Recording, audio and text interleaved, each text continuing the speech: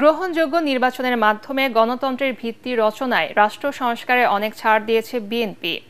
তবে এর মানে এই নয় যে সবকিছুতেই ছাড় দেয়া হবে বলে মন্তব্য করেছেন বিএনপি ভারপ্রাপ্ত চেয়ারম্যান তারেক রহমান। পটুয়াখালী জেলা বিএনপির কাউন্সিলে ভার্চুয়ালি যুক্ত হয়ে নেতাকর্মীদের উদ্দেশ্যে তিনি বলেন, বিএনপির কাছে দেশের মানুষের যে প্রত্যাশা তার সাথে সামঞ্জস্য রেখে চলতে হবে। কামরুজ্জামান রাজীবের রিপোর্ট।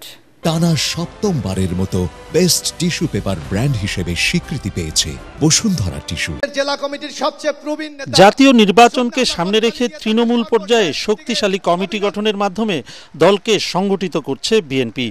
এরই অংশ হিসেবে দীর্ঘ 23 বছর পর পটুয়াখালী জেলা বিএনপির দ্বিবার্ষিক সম্মেলন পরিণত হয় হাজারো নেতাকর্মীর মিলন মেলায়।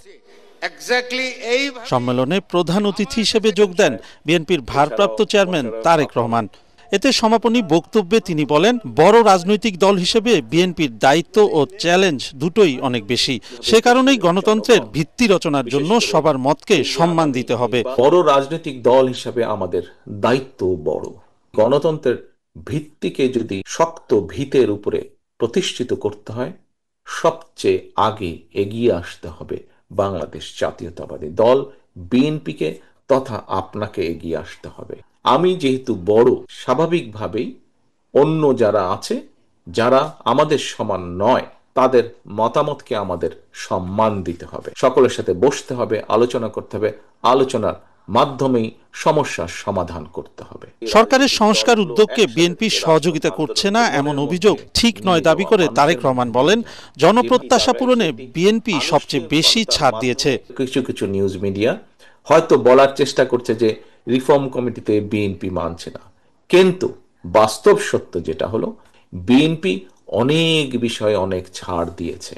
দেশের মানুষ যাতে তাদের গণতান্ত্রিক অধিকার চর্চা আবার শুরু করতে পারে, তার জন্য আমরা ছাড় দিয়েছি। ছাড় দেওয়ার এই অর্থ নয় যে আমরা অন্য কিছুর ব্যাপারে ছাড় দিচ্ছি, সিদ্ধান্ত নেবে জনগণ। নেতাকর্মীদের উদ্দেশ্যে বিএনপির ভারপ্রাপ্ত চেয়ারম্যান বলেন, মানুষের প্রত্যাশা অনুযায়ী কাজ করেনি বলেই আওয়ামী লীগকে বিতাড়িত হতে হয়েছে। তাই এমন কোনো কাজ করা যাবে না যা মানুষ পছন্দ করে না। প্রিয় সহকর্মীবৃন্দ, আপনাদের সাথে শীঘ্রই ইনশাল্লাহ দেশের মাটিতে ইনশাল্লাহ দেখা হবে। কামরুজ্জামান রাজীব, এটিএন বাংলা।